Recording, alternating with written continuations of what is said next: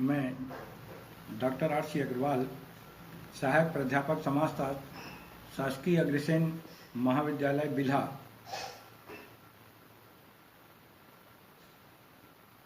Semester 4 paper second, Bharat में उद्योग एवं समाज यूनिट 3,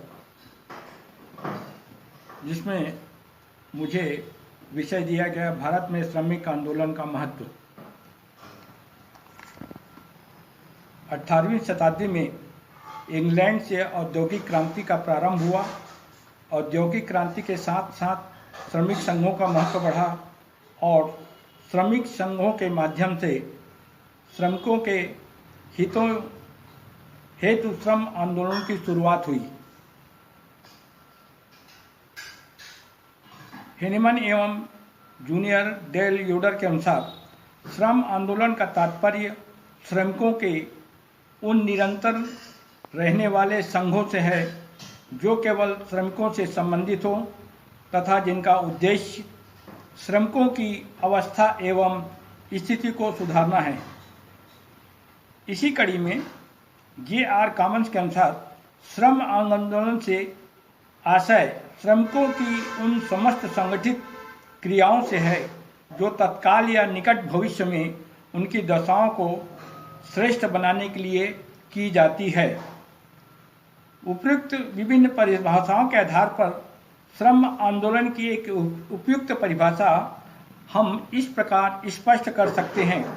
श्रम आंदोलन वह सामूहिक एवं सतत प्रयास है जो श्रमिकों द्वारा संगठित होकर अपने जीवन स्तर में सुधार करने, कार्य दशाओं में सुधार करने एवं सेवा योजकों की शोषणकारी प्रवृत्तियों का मुकाबला करने के लिए किया जाता है। श्रम आंदोलन के महत्व के अंतर्गत विशेषताओं के अंतर्गत पहला है श्रम आंदोलन एक व्यापक शब्द है। इसके अंतर्गत श्रम संघ, श्रम संनियम, श्रम प्रतिनिधित्व व श्रम कल्याणकारों का सम्मिलित किया जाता है।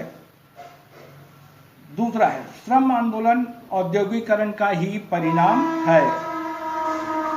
तीसरा, श्रम आंदोलन संपूर्ण राष्ट्र के सभी श्रमिकों के समान हितों की पूर्ति से संबंध रखता है। चौथा, श्रम आंदोलन की प्रकृति सार्वभौमिक है क्योंकि प्रत्येक देश के प्रत्येक उद्योग में श्रम आंदोलन किसी न किसी रूप में विद्यमान होता है। पांचवा है श्रम आंदोलन का उद्देश्य श्रमिकों के हितों का संरक्षण प्रदान करना होता है। छठवां है श्रम आंदोलन राष्ट्रीय स्तर पर श्रमिकों के जीवन स्तर को ऊंचा उठाने के प्रयासों से संबंधित होता है। श्रम आंदोलन श्रमिकों का संगठित एवं सतत प्रयास होता है।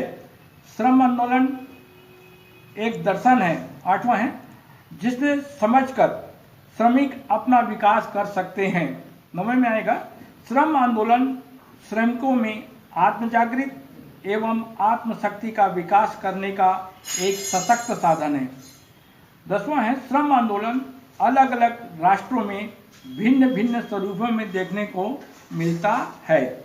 इसी कड़ी में विभिन्न श्रम आंदोलन के सिद्धांत इस प्रकार से हैं। पहला, आधुनिक सिद्धांत। आधुनिक सिद्धांत के अनुसार आंदोलन का रूप कार्य परिवर्तन, कार्य की दशाओं में परिवर्तन तथा समाज में परिवर्तन के साथ बदलता है। दूसरा है सामाजिक एवं मनोवैज्ञानिक सिद्धांत। इसके अनुसार श्रम संघ व्यक्तियों की मानवीय आवश्यकताओं की संतुष्टि का अवसर प्रदान करते हैं। संघ की सदस्यता में श्रमिकों में अपनत्व और सुरक्षा की भावना तथा स्वतंत्र विचार शक्ति का विकास होता है। तीसरा है औद्योगिक प्रजातंत्र। इस विचारधारा के प्रमुख प्रवर्तक हैं सिडनी एवं वीएक्स वेब। उनका मत है कि श्रमिक श्रम संगठनों के माध्यम से अधिक राजनीतिक और आर्थिक शक्ति प्राप्त कर लेते हैं तथा इस बढ़ी हुई शक्ति के आधार पर श्रमिक वर्ग प्रजातांत्रिक रूप से संगठित हो जाता है। चौथा है व्यावसायिक सिद्धांत। इस सिद्धांत के प्रतिपादकों के अनुसार श्रम संघ शक्ति संतुलन का एक साधन है।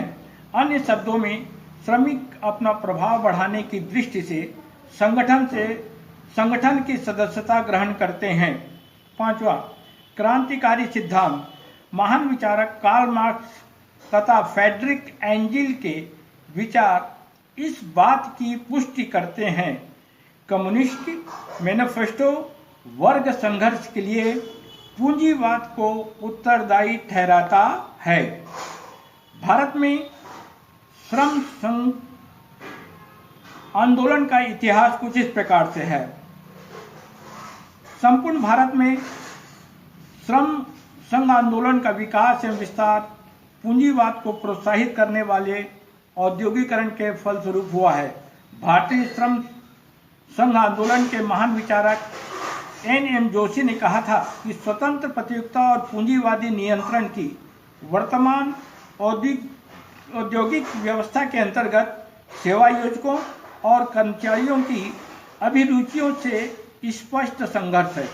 श्रमिक संघ प्रारंभिक स्थिति में श्रमिकों द्वारा पूंजीवादी स्पर्धा को दूर करने अथवा कम से कम ऐसे अनुबंधित तर्कों को जो उन्हें नग्न गुलामों की स्थिति से आगे बढ़ा सकती है, प्राप्त करने के लिए इसे नियंत्रण करने हेतु स्वतः किए गए प्रयत्नों के फलस्वरूप विकसित हुए हैं।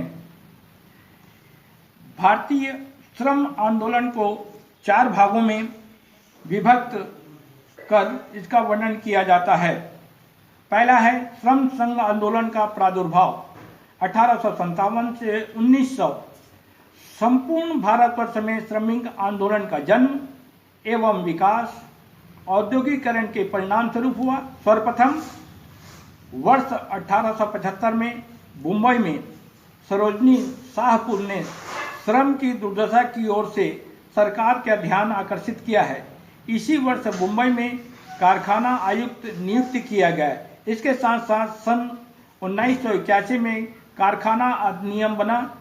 सन 1884 में द्वितीय मुंबई कारखाना के आयुक्त नियुक्त हुए। सन 1884 में नारायण मेघाजी लोखंडे ने मुंबई के मजदूरों का सम्मेलन बुलाया था और उन्होंने ही सन 1890 में बॉम्बे मिल हेड एसोसिएशन नामक मजदूरों का एक संगठन स्थापित किया। इस संघ की स्थापना से भारतीय श्रमिकों में श्रम संघ का इतिहास आरंभ होता है। इसी समय लोखंडे ने दीनबंधु नामक एक पत्र निकाला जिसके माध्यम से श्रमिकों की मांगों को उनके अधिकारियों व सरकार तक पहुंचाकर उनकी समस्त मांगों को पूरा किया जाता है। इस प्रकार 19वीं सदी के अंतिम समय में संपूर्ण भारतवर्ष में श्रमिक संघों का जन्म हुआ। दूसरे में है श्रम संघों की धीमी प्रगति की अवधि। सन 1904 में स्वदेशी आंदोलन के फलस्वरूप श्रमिकों में राजनीतिक चेतना उत्पन्न हुई, जिसके परिणाम स्वरूप विभिन्न केंद्रों में श्रम संघों की स्थापना हुई। जैसे सन 1903 में प्रिंटर्स यूनियन कलकत्ता, सन 1907 में बॉम्बे प्रिंटर्स यूनियन, सन 1909 में कामगार हितवर्धक सभा और सन 1910 में सोशल सर्विस लीग आदि। देश में राजनीतिक जागृति और सन 1917 में रूसी क्रांति ने भी श्रमिकों को संगठित होने के लिए उत्साहित किया और श्रम संघों के विकास के लिए उचित वातावरण तैयार किया। तीसरे हैं श्रम संघों की तेज प्रगति की अवधि। प्रथम विश्व युद्ध के बाद देश में श्रम संघ आंदोलन का तेजी से विकास हुआ। सन 1913 में मद्रास श्रम संघ की स्थापना हुई। सूती मिलों में काम करने वाले प्रायः सभी श्रमिक इस संस्था के सदस्य बन गए। सन 1920 में all India trade union Congress की स्थापना हुई। सन 1919 और 1923 के बीच अनेक श्रमिक संघों की स्थापना की गई, किंतु उसके सम्मुख अनेक कठिनाइयां थी, जैसे निश्चित संविधान का अभाव, पैसों की कमी, पदाधिकारियों में काम के उचित विभाजन का न होना आदि के कारण उन्हें सफलता प्राप्त न हो सकी। इसके बाद 1927 में 3 प्रमुख संगठन बने: श्रमिक समिति, ऑल इंडिया रेलवे फेडरेशन तथा ऑल इंडिया पोस्ट एवं टेलीग्राफ मैन फेडरेशन। सन 1926 में मजदूर संघ अधिनियम पास हुआ, जिसके पंजीकृत मजदूर श्रमिकों को कानूनी स्वीकृति प्रदान कर दी गई 1926 में। उसके पश्चात श्रम आंदोलन का नेतृत्व साम्यवादियों के हाथ में पहुंच गया। सन 1926 में श्रम आंदोलन में 2 दल हो गए, एक साम्यवादियों का और दूसरा सुधारवादियों का। दोनों दलों में खुला संघर्ष होता रहा और अनेक हड़तालें भी हुई। श्रमिकों की समस्याओं के निराकरण के लिए सन 1928 में शाही कमीशन की नियुक्ति की गई। सन 1929 में अखिल भारतीय श्रम कांग्रेस का 10वां अधिवेशन नागपुर में हुआ, जिसके परिणाम स्वरूप all India trade union federation की स्थापना हुई। चौथे में है वर्ग चेतना एवं एकता की अवधि। श्रमिकों में एकता और जागरूकता की भावनाओं का अधिक विकास हुआ। जनता में श्रम समस्याओं के समाधान के प्रति जागरूकता का विकास हुआ। द्वितीय विश्व युद्ध के कारण श्रम संघ आंदोलन को अधिक सफलता मिली। श्रमिकों की दशाओं का अध्ययन करने के लिए पहली बार कल्याण समिति की स्थापना हुई। श्रमिक संघ आंदोलन की वर्तमान स्थिति। श्रमिक संघों के निर्माण के बारे में धीरे धीरे इसकी विकास यात्रा चलती रही। वर्तमान में भारत में निम्नलिखित 6 प्रमुख केंद्रीय श्रमिक संगठन जो प्रमुख राजनीतिक दलों द्वारा संचालित किए जाते हैं। पहला, भारतीय राष्ट्रीय श्रम संघ कांग्रेस या इंटक। इस संगठन की स्थापना सन 1947 में कांग्रेस पार्टी के नेताओं द्वारा की गई। इस संगठन के मूल उद्देश्य निम्न प्रकार के हैं। पहला, समाज का निर्माण करना, जिसमें प्रत्येक सदस्य को अपने विकास के लिए पूर्ण अवसर दिए जाएं। दूसरा, श्रमिकों की कार्य दशाओं व उनके जीवन स्तर में सुधार करना। तीसरा, पारस्परिक वार्ता द्वारा औद्योगिक संघर्षों को सुलझाना। चौथा, श्रमिकों की कार्य क्षमता में वृद्धि करना। श्रमिकों में उद्योग व समाज के प्रति उत्तरदायित्व की भावना उत्पन्न करना।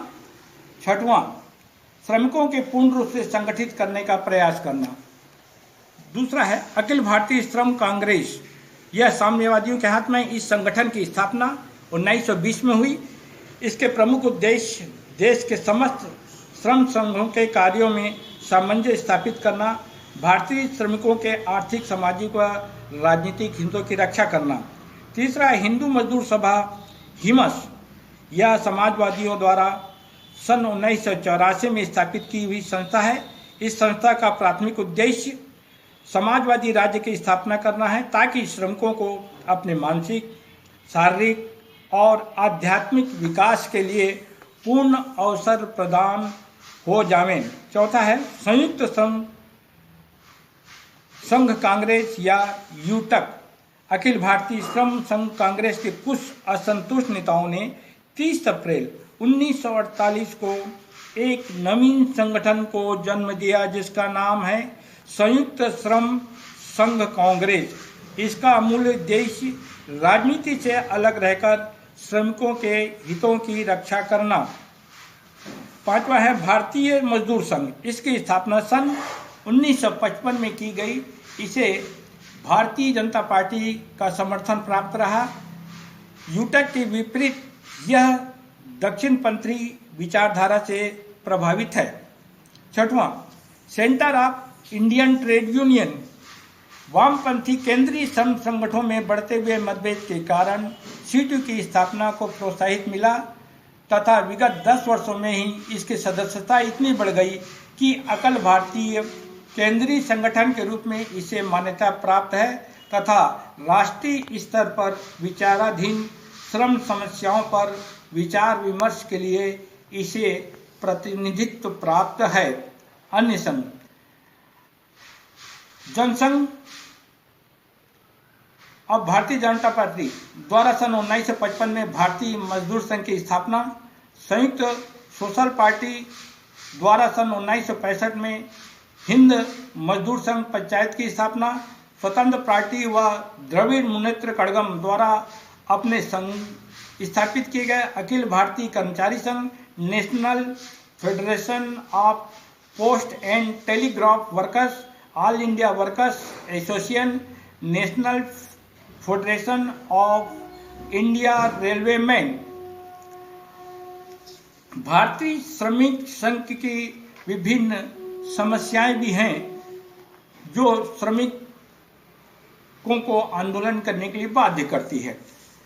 इसमें है आंतरिक बाधाएं। उसमें पहला है मान्यता का प्रश्न।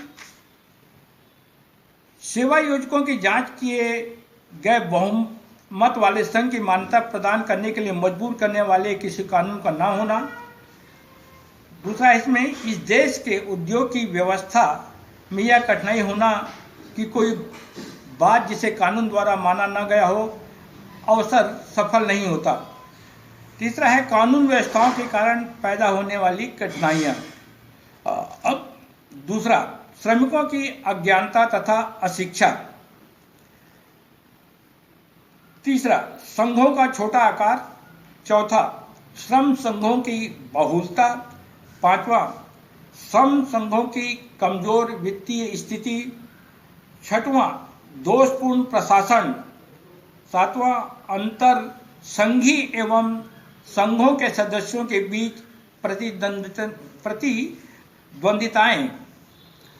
आठवां, बाह्य नेतृत्व। नौवां है पूर्वकालीन एवं वैतनिक अधिकारियों की कमी। 10वां, काम करने की दशाएं। 11वां है श्रमिकों की निर्धनता। और वहीं पर बाह्य बाधाएं हैं। पहला, सरकार की उदासीनता। दूसरा है श्रम परामर्शदाताओं का अभाव। तीसरा है औद्योगिक विकास की मंद गति। चौथा है मालिकों का विरोध। और पांचवा है ठेकेदारों का विरोध। भारत में श्रम आंदोलन के दृढ़ बनाने के लिए कई प्रकार के सुझाव दिए गए हैं। उसमें पहला है शिक्षा का प्रसार, उचित नेतृत्व, संघों में एकता, आर्थिक स्थिति का दृढ़ बनाना, लाभ कोषों की स्थापना, हड़ताल कोषों की स्थापना, एक उद्योग एक संघ, 100% सदस्यता, वैतनिक कर्मचारियों की नियुक्ति, श्रमिकों में उत्तरदायित्व की भावना, रचनात्मक कार्यों पर बल, अत्याचारों पर नियंत्रण।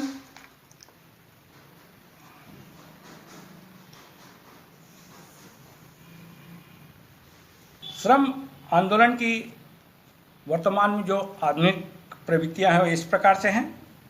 पहला है संपूर्ण श्रम शक्ति का लगभग 24% भाग है श्रम की सदस्यता ग्रहण किए हुए हैं। दूसरा, प्रत्येक उद्योग में समान संख्या या अनुपात में श्रमिक संघों की सदस्यता प्राप्त किए हुए नहीं है।